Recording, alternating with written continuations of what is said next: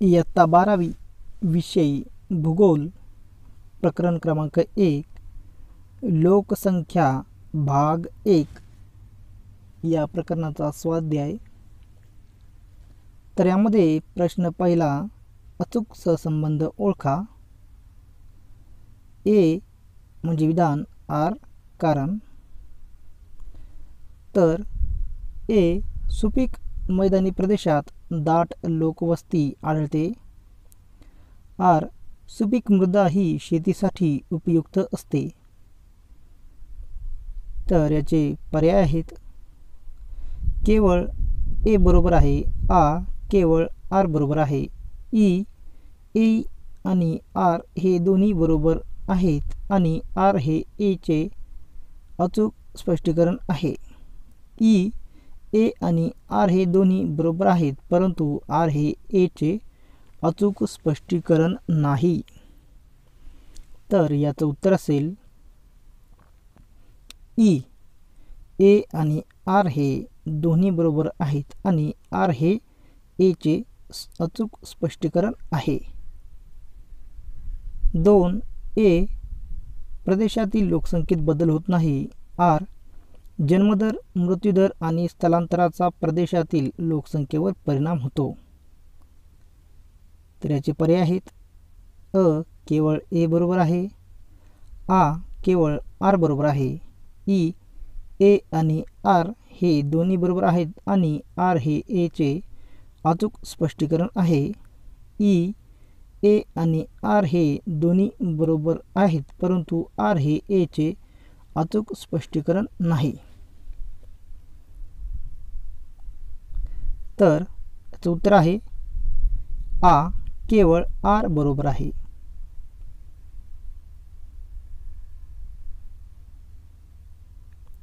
तीन ए दुसऱ्या टप्प्यात मृत्यूदरात घट होते पण जन्मदर स्थिर असतो। आर दुसऱ्या टप्प्यात लोकसंख्या झपाट्याने वाढते। तर याचे पर्याय आहेत, अ केवळ ए बरोबर आहे, आ केवळ आर बरोबर आहे, ई ए आणि आर हे दोन्ही बरोबर आहेत आणि आर हे ए चे अचूक स्पष्टीकरण आहे। ई ए आणि आर हे दोन्ही बरोबर आहेत, परंतु आर हे ए चे अचूक स्पष्टीकरण नाही। तर याचं उत्तर आहे ई ए आणि आर हे दोन्ही बरोबर आहेत आणि आर हे ए चे अचूक स्पष्टीकरण आहे। प्रश्न क्रमांक दुसरा, टिपा लिहा। तर यामध्ये आहे 1 भूरचनेचा लोकसंख्येच्या वितरणावर प्रभाव। तर याचं उत्तर, लोकसंख्या वितरणावर भूरचनेचा प्रभाव सर्वात जास्त पडतो। भूरचनेचे पर्वत, पठारे, मैदाने असे 3 प्रकार पडतात। पर्वतीय डोंगराळ प्रदेशात जास्त उंची, थंड हवामान, तीव्र उतार, घनदाट जंगले, नापीक मृदा, दुर्गम प्रदेश यामुळे मानवी आर्थिक क्रियास मर्यादा येतात, म्हणून तेथे लोकसंख्या कमी आहे। उदाहरणार्थ हिमालय, आल्प्स, रॉकी इत्यादी। मात्र थंड हवामानाचे प्रदेश म्हणून विकसित प्रदेशात लोकसंख्या जास्त असते। पठारी प्रदेश तसा मध्यम लोकवस्तीचा, जेथे खनिज साठे आहेत, उद्योगधंदे, वाहतूक सुविधांचा विकास, तेथे लोकसंख्या ही जास्त असलेली आढळते। याशिवाय किनारी प्रदेशात मासेमारी, जलवाहतूक यामुळे लोकसंख्या जास्त आढळते। जगातील मैदाने, सपाट, सुपीक जलसिंचन यामुळे शेतीचा विकास, सर्वच आर्थिक क्रिया विकसित यामुळे लोकसंख्या घनदाट आढळते। जन्मदर आणि मृत्यूदरातील सहसंबंध। तर याचं उत्तर आपल्याला असं देता येईल, जन्मदर आणि मृत्यूदराच्या प्रमाणावर लोकसंख्या वाढ अवलंबून असते। जन्मदरापेक्षा मृत्यूदर जास्त असल्यास लोकसंख्या घट होईल, मृत्यूदरापेक्षा जन्मदर जास्त असल्यास लोकसंख्या वाढ होईल। दोन्ही जर समान असल्यास लोकसंख्या स्थिर राहील, अशी स्थिती अपवादात्मक आढळते. अविकसित देशात जन्मदर आणि मृत्यूदर दोन्हीही जास्त असते, तर विकसित देशात दोन्हीही कमी असते. जेथे जन्मदर व मृत्यूदर जास्त असतो तेथे आयुर्मान कमी असते. लोकसंख्या संक्रमण सिद्धांताचा तिसरा टप्पा. तर उत्तर आहे लोकसंख्या संक्रमणाचा हा तिसरा टप्पा नंतरच्या काळात विस्तारणारा टप्पा म्हणून ओळखला जातो. यामध्ये दुसऱ्या टप्प्यात कमी झालेला मृत्यूदर अजून कमी होत जातो, त्यामुळे लोकसंख्या वाढीचा दर कमी होतो, पण लोकसंख्या वाढत असते. जन्मदर हा मृत्यूदरापेक्षा अधिकच असतो. देशाची प्रगती होऊन लोकांचे उत्पन्न उदरनिर्वाहापेक्षा अधिक होते. राहणीमान उंचावते, गरिबी कमी होते, तंत्रज्ञान विस्तार व वापर वाढतो, शैक्षणिक प्रगती उंचावते, कुटुंब नियोजन महत्त्व समजून कुटुंबाचा आकार लहान होतो. जे देश विकसनशील टप्प्यातून विकसित टप्प्यात जात आहेत त्यांचा समावेश यामध्ये होतो. उदाहरणार्थ चीन. प्रश्न क्रमांक 3 भौगोलिक कारणे लिहा. यामध्ये एक आहे भारत लोकसंख्या संक्रमणाच्या तिसऱ्या टप्प्यातून जात आहे. तर कारण भारत हा विकसनशील टप्प्यातून विकसित टप्प्याकडे जात आहे. भारतात प्राथमिक आर्थिक क्रिया करणारी लोकसंख्या घटत असून अन्य व्यवसायाकडे कल वाढत आहे. जन्मदर मृत्यूदर घटत असून एकूण लोकसंख्या वाढीचा दर कमी झाला आहे. भारतीय लोकांचे दरडोई उत्पन्न वाढ होत असून गरिबीचा दर कमी झाला आहे. शैक्षणिक प्रगती, कुटुंब नियोजनाबाबत जागरूकता, आरोग्यविषयक सजगता, लिंग गुणोत्तरमधील तफावत कमी होत आहे. नागरी लोकसंख्या वाढत असून या सर्व बाबी लोकसंख्या संक्रमणाच्या तिसऱ्या टप्प्यास अनुकूल आहेत. यामुळे भारत लोकसंख्या संक्रमणाच्या तिसऱ्या टप्प्यातून जात आहे हे सिद्ध होते. 2 लोकसंख्या वितरण असमान असते. तर याचं उत्तर आहे लोकसंख्येचे वितरण असमान आहे. काही प्रदेशात लोकसंख्या अतिशय दाट तर काही प्रदेशात अतिशय विरळ आहे. या लोकसंख्या असमान वितरणास प्राकृतिक, आर्थिक, राजकीय व सामाजिक घटक कारणीभूत आहेत. याशिवाय जन्मदर आणि मृत्यूदर यामध्ये प्रत्येक देशात तफावत आहे. अनुकूल हवामान, खनिज संपन्न क्षेत्र, जलसिंचन, शेतीयोग्य मृदा, सांस्कृतिक पार्श्वभूमी, सामाजिक व राजकीय स्थैर्य अशा ठिकाणी लोकसंख्या अधिक दिसून येते. ज्या ठिकाणी वरील प्रतिकूल बाबी असतील तेथे विरळ लोकसंख्या आढळते. 3 वाहतुकीच्या सोयीमुळे लोकवस्तीत वाढ होते. तर याचं उत्तर आहे प्रदेशाच्या विकासात वाहतुकीस महत्त्व आहे.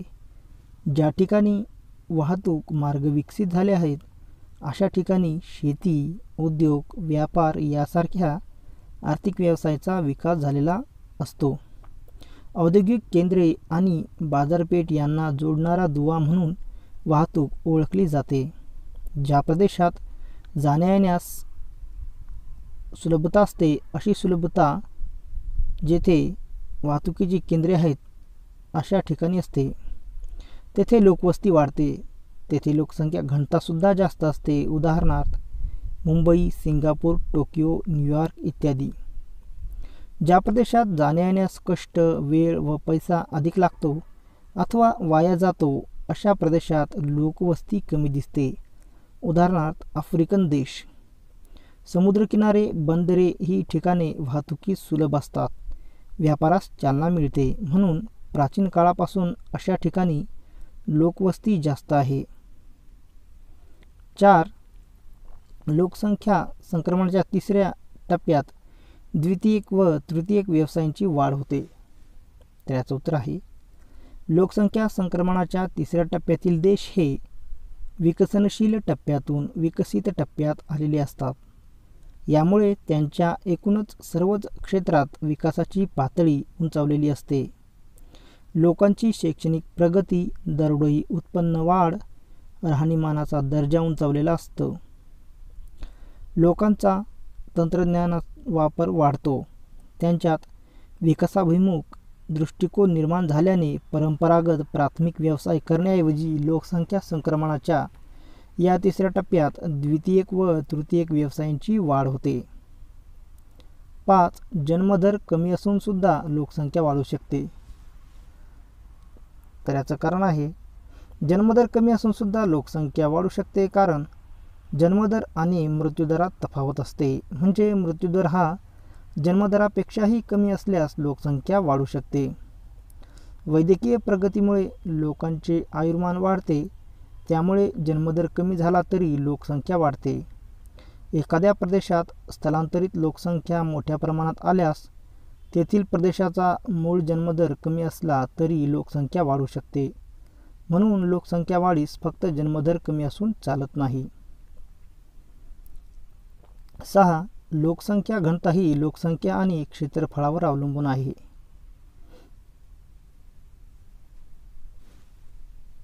तर याचं उत्तर आहे, जागतिक भूमी आणि लोकसंख्येचे वितरण फक्त लोकसंख्येवरून स्पष्ट होते नाही, तर एका विशिष्ट क्षेत्रफळात किती लोक राहतात याद्वारे देखील लोकसंख्येचे वितरण समजून घेता येते. याला लोकसंख्येची घनता म्हणतात. प्रदेशाचे क्षेत्रफळ आणि प्रदेशाची एकूण लोकसंख्या यांचे गुणोत्तर म्हणजे लोकसंख्या घनता होय. लोकसंख्येच्या वरील दोन्ही व्याख्येत क्षेत्रफळाचा उल्लेख आहे. एखाद्या प्रदेशाची लोकसंख्या काढताना त्या प्रदेशाचे क्षेत्रफळ विचारात घेतले जाते. जर लोकसंख्या अधिक असेल व क्षेत्रफळसुद्धा अधिक असेल तर लोकसंख्या कमीच येते. चीनची लोकसंख्या भारतापेक्षा जास्त आहे, मात्र चीनची लोकसंख्या घनता भारतापेक्षा कमी आढळते. म्हणजे लोकसंख्या घनता ही एकूण लोकसंख्या व प्रदेशाचे क्षेत्रफळ याच्यावर अवलंबून दिसते. प्रश्न क्रमांक 4, सविस्तर उत्तरे लिहा. तर यामध्ये एक आहे, लोकसंख्येच्या वितरणावर परिणाम करणारे प्राकृतिक घटक कोणते? तर याचं उत्तर आपल्याला असे देता येईल, लोकसंख्येचे वितरण असमान आहे. काही प्रदेशात लोकसंख्या अतिशय दाट तर काही प्रदेशात अतिशय विरळ आहे. या विषम वितरणावर अनेक घटक परिणाम करतात, पण त्यामध्ये प्राकृतिक, नैसर्गिक, भौगोलिक घटकांचा प्रभाव जास्त दिसतो. प्राकृतिक रचना. लोकसंख्या वितरणावर भूरचनेचा प्रभाव सर्वात जास्त पडतो. भूरचनेचे पर्वत, पठारे, मैदाने असे 3 प्रकार पडतात. पर्वतीय. डोंगराळ प्रदेशात जास्त उंची, थंड हवामान, तीव्र उतार, घनदाट जंगले, नापीक मृदा, दुर्गम प्रदेश यामुळे मानवी आर्थिक क्रियास मर्यादा येतात, म्हणून तेथे लोकसंख्या कमी आहे. उदाहरणार्थ हिमालय, आल्प्स, रॉकी पर्वत इत्यादी. मात्र थंड हवामानाचे प्रदेश म्हणून विकसित प्रदेशात लोकसंख्या जास्त असते. पठारी प्रदेश तसा मध्यम लोकवस्तीचा, जेथे खनिज साठे आहेत, उद्योगधंदे, वाहतूक सुविधांचा विकास, तेथे लोकसंख्याही जास्त असलेली आढळते. याशिवाय किनारी प्रदेशात मासेमारी, जलवाहतूक यामुळे लोकसंख्या जास्त असते. जगातील मैदाने सपाट, सुपीक, जलसिंचन यामुळे शेतीचा विकास, सर्वच आर्थिक क्रिया विकसित यामुळे लोकसंख्या घनदाट आढळते.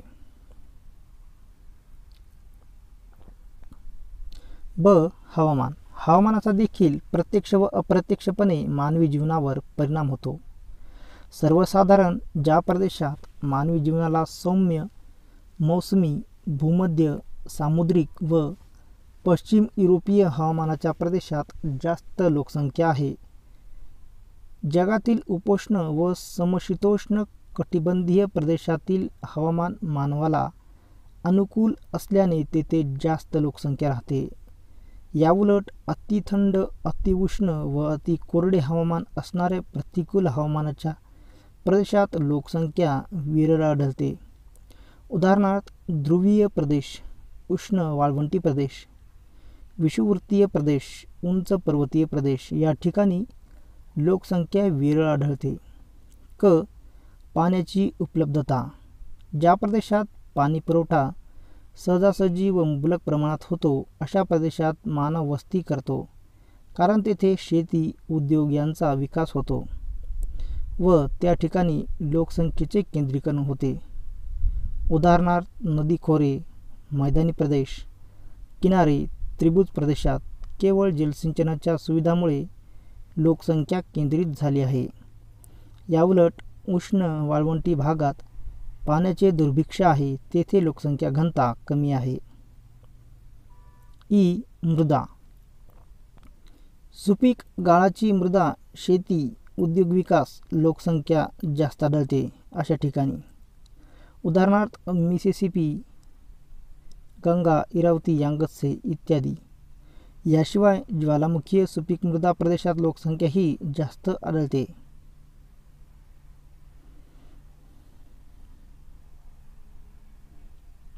2. लोकसंख्या संक्रमणाच्या पहिल्या आणि 5व्या टप्प्यात लोकसंख्या वाढ जवळजवळ होत नाही.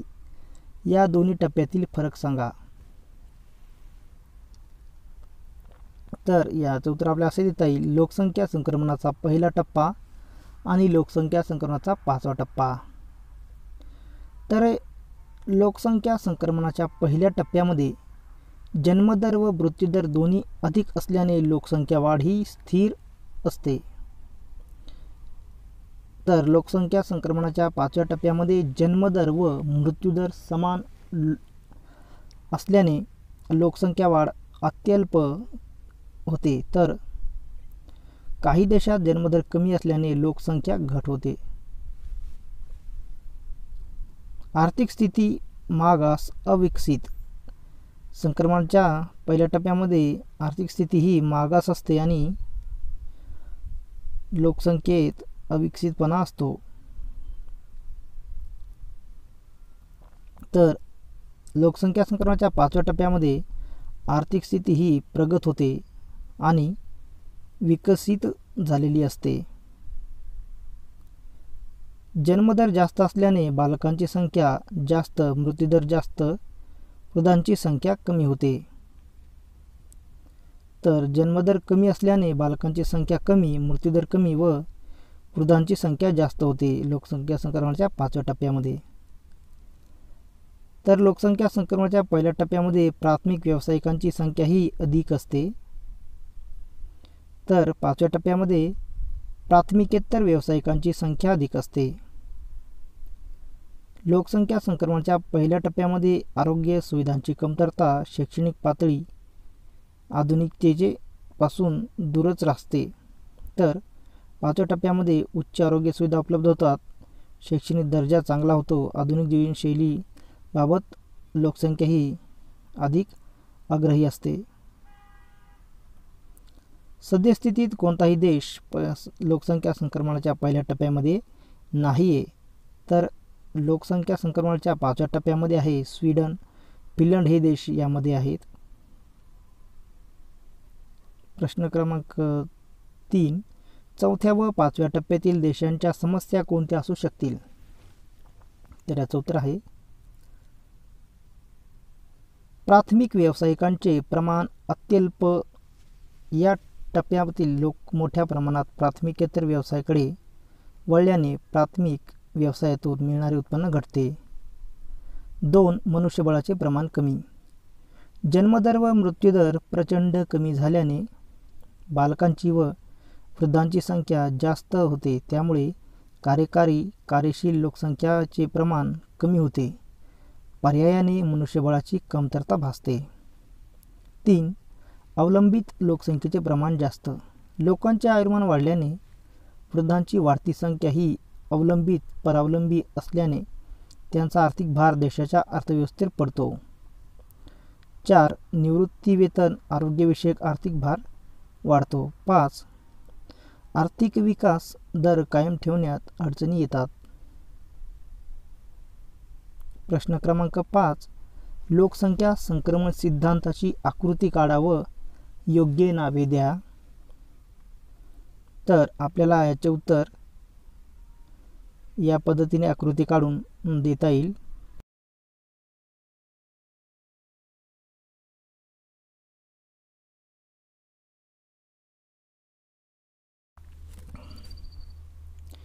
प्रश्न क्रमांक 6. जगाच्या नकाशा आराखड्यात खालील बाबी दाखवा व सूची काढा. ऑस्ट्रेलिया जास्त लोकसंख्येचा प्रदेश. भारतातील कमी लोकसंख्येचा प्रदेश. लोकसंख्या संक्रमण अवस्थेतील 5व्या टप्प्यातील कोणतेही 2 देश. लोकसंख्या संक्रमण अवस्थेतील 2ऱ्या टप्प्यातील 2 देश. तर याचे उत्तर आपल्याला या पद्धतीने देता येईल. ऑस्ट्रेलिया जास्त लोकसंख्येचा प्रदेश जो दाखवलेला आहे नकाशामध्ये निळ्या रंगामध्ये. भारतातील कमी लोकसंख्येचा प्रदेश पण दाखवलेला आहे. लोकसंख्या संक्रमण अवस्थेतील 5व्या टप्प्यातील 2 देश जे आहेत फिनलंड व स्वीडन हे पण नकाशा आराखड्यात आपण दाखवलेले आहेत. त्याचप्रमाणे आहे लोकसंख्या संक्रमण अवस्थेतील 2ऱ्या टप्प्यातील 2 देश ते आहेत कांगो व नायजर. तर या पद्धतीने आपल्याला याचे उत्तर देता येईल.